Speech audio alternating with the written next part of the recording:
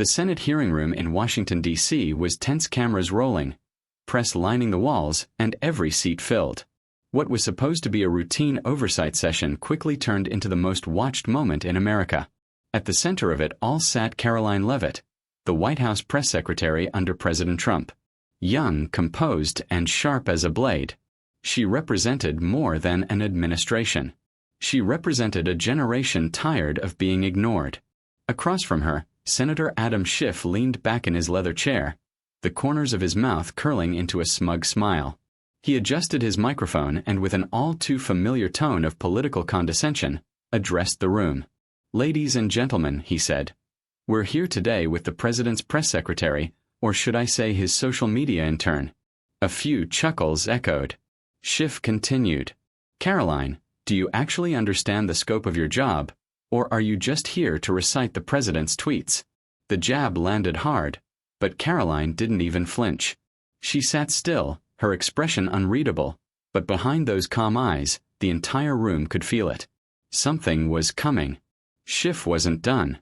"Miss Leavitt, maybe if you spent less time posing for Instagram and more time studying how a government works, you wouldn't be struggling to answer simple questions." The room rippled with laughter. Senators leaned back. Reporters scribbled faster. The moment was meant to humiliate her, but Karoline didn't even blink. She slowly turned her head toward Schiff, locked eyes, and said nothing. Not yet. Camera zoomed in, catching the tension like a wire pulled tight. From the observation gallery, President Trump watched quietly. So did First Lady Melania, hands folded, eyes fixed on Karoline. The whole world seemed to pause waiting. And then she moved. Karoline reached forward, pulled a single document from the stack before her, and slid it across the table towards Senator Schiff. Her voice, when she finally spoke, was calm, cold, controlled. "Senator Schiff," she said, "I didn't come here to play politics. I came here to talk about the truth. But since you brought up job responsibilities," she tapped the paper gently, "you might want to explain why your name appears in a federal investigation involving $12 million in misused pandemic relief funds." Silence. The room froze. Schiff's smirk vanished. Reporters stopped writing. Even the cameras hesitated, unsure whether to pan or zoom. From the back row, someone whispered, "Did she just say 12 million?" Karoline sat back slowly, her eyes never leaving Schiff's in. "You can mock my age, my title, even my presence here. But what you can't mock is this." She pointed to the seal on the document. "This isn't social media, Senator. This is federal." Boom. The entire atmosphere cracked. A single sentence had flipped the entire room upside down. Senator Schiff opened his mouth to respond, but no sound came out. His lips moved, but his voice had vanished. Even the committee chair looked stunned. From the press box, someone gasped, "This is going viral in real time." Karoline didn't raise her voice. She didn't need to. The weight of what she had just revealed echoed louder than any accusation. And just like that, everything changed. What began as an attempt to humiliate her turned into the most powerful moment of truth the Senate had seen in years. And this was only the beginning. Senator Schiff leaned forward again, now clearly rattled, but he wasn't ready to surrender. "You come in here waving documents, Miss Leavitt," he said, his voice tightening. "But at the end of the day, you're just a teenage spokesperson repeating lines from a teleprompter. That's all this administration seems to be. Performance over substance." Laughter returned to the room, but this time it was thinner, less confident. Karoline didn't flinch. Her fingers remained folded. Her eyes stayed locked on him, calm, controlled, like a storm that hadn't touched down yet. But Schiff wasn't finished. "Tell me something," he said, tilting his head like a prosecutor. "Have you even read a full intelligence briefing, or do they just give you talking points to post on social media?" Some senators chuckled nervously. The cameras zoomed in again. This wasn't just a political exchange anymore. It was a battle for credibility. Schiff, the career politician. Leavitt, the underestimated newcomer. He reached for his water, sipped, then struck again. "You may have fooled your followers on Twitter, Miss Leavitt, but this is the Senate floor. We deal with facts here, not hashtags. At that moment, a tight shot of Karoline's face flashed across screens nationwide. No blink, no sigh, no movement, just resolve. She waited, letting the silence build, not for drama, but for precision. Then finally, she leaned forward just a few inches. Her voice still calm, still razor-sharp. "Senator," she said, "what concerns me isn't that you underestimate me. What concerns me is that you underestimate the American people." Gasps, not loud but present. She didn't raise her voice. She didn't shout. She didn't need to. "You think if you mock my age, you weaken my message. But I didn't come here to impress you. I came here to tell the truth. And the truth doesn't care how old I am." The press gallery buzzed. Reporters whispered, sensing the moment shifting. Karoline straightened her papers, ready to move forward. But Schiff, he was just getting desperate. And Karoline, she was just getting started. What Karoline Leavitt does next was never planned, not scripted, not rehearsed, but it flipped the room in the National in a single move. If you thought the last moment was powerful, what's coming will leave you speechless. Don't blink. You're about to witness a political turning point. Unfold, live, raw, and impossible to ignore. Karoline could have clapped back. She could have matched Schiff's sarcasm jab for jab. But she didn't. She didn't take the bait. She took control. Slowly, with quiet precision, she reached toward the stack of folders in front of her. Her fingers slid one forward thicker than the rest. Stamped in the corner was a government seal, glinting faintly under the chamber lights. The room grew still.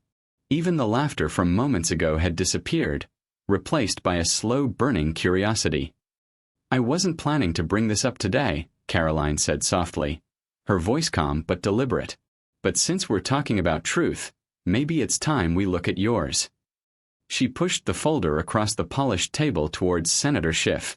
"This," she said, "is an official document reviewed, verified, and signed by federal investigators."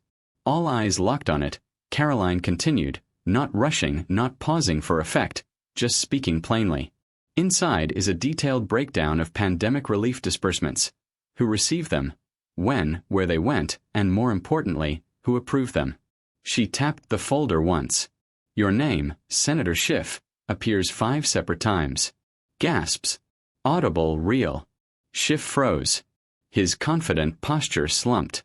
His hand twitched near his glass of water, but didn't lift it. Karoline leaned back, her tone still composed. "This isn't about Twitter or speeches or sound bites. It's about money meant for small businesses that never saw a dime. And it's about a paper trail that leads straight to your office." For a few seconds, total silence. Even the chairman looked stunned. Reporters blinked, unsure whether to reach for their pens or their phones. "You can dismiss me," she said quietly. "But you won't dismiss this." The folder sat on the table, unopened, but heavier than anything else in the room. And just like that, the hearing wasn't about her anymore. It was about him.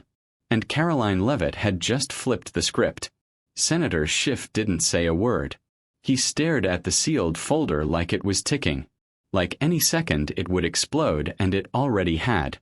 The hearing room moments ago filled with laughter fell into a silence so deep you could hear a camera lens adjust. Even the senators who'd snickered before now looked stunned. Karoline didn't smile.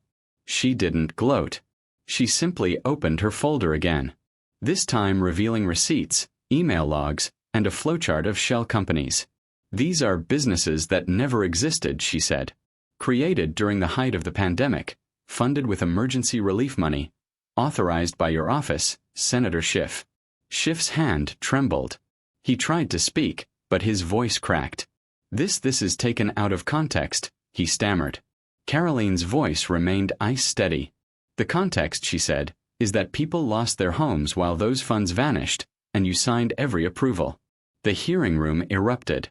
Reporters lunged for their phones. Photographers clicked wildly. Senators whispered in disbelief. Staffers scrambled. Phones buzzed nonstop. The clip of Karoline's statement was already live on Twitter, YouTube, Instagram, and TikTok under a single caption. She said it on record to his face. Millions watched the moment unfold in real time. A nurse in Ohio paused mid-shift to rewind it. A teacher in Texas projected it in class.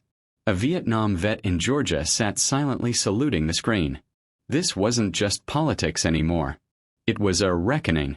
And Karoline Leavitt had just become the face of it. The documents were on record. The chamber had erupted.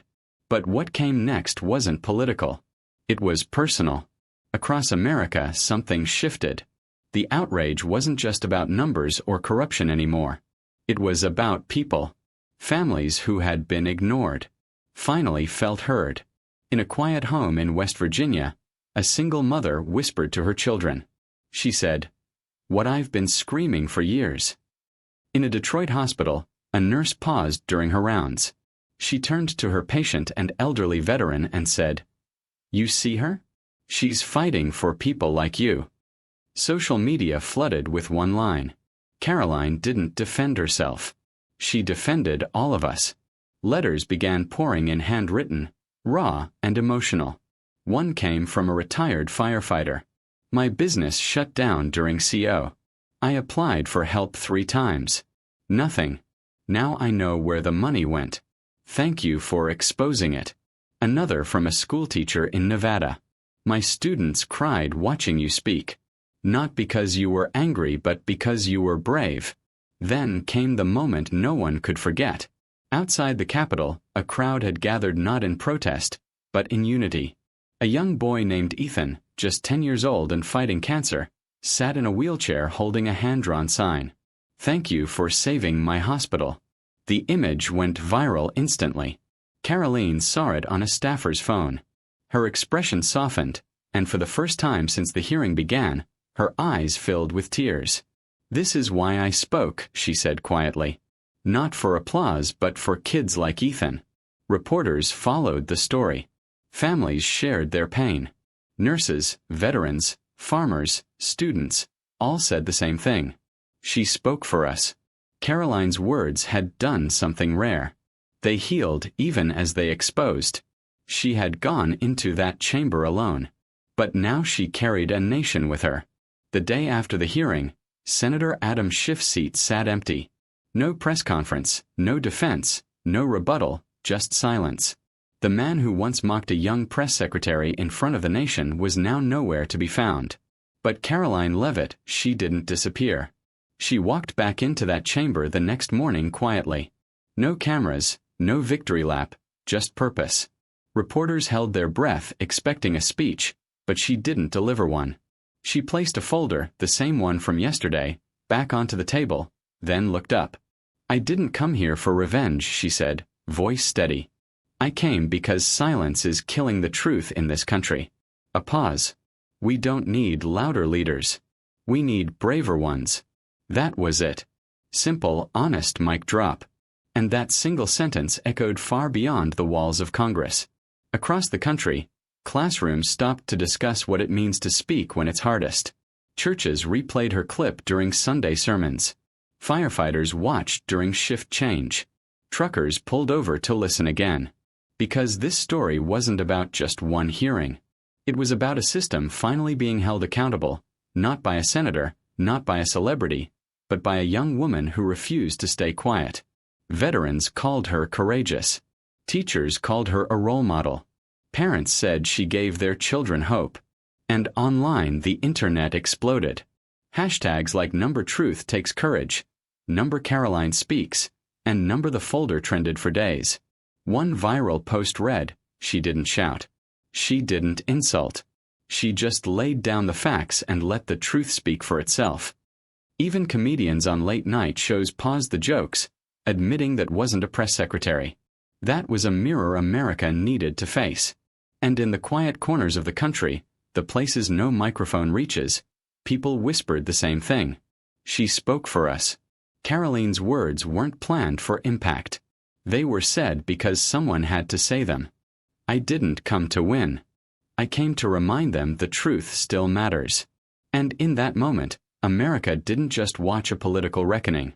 They felt something deeper. Hope that honesty could still shake the walls of power. Hope that courage still lives in quiet strength. Hope that maybe we're not so forgotten after all. When one young voice dares to speak the truth, the entire system has to listen.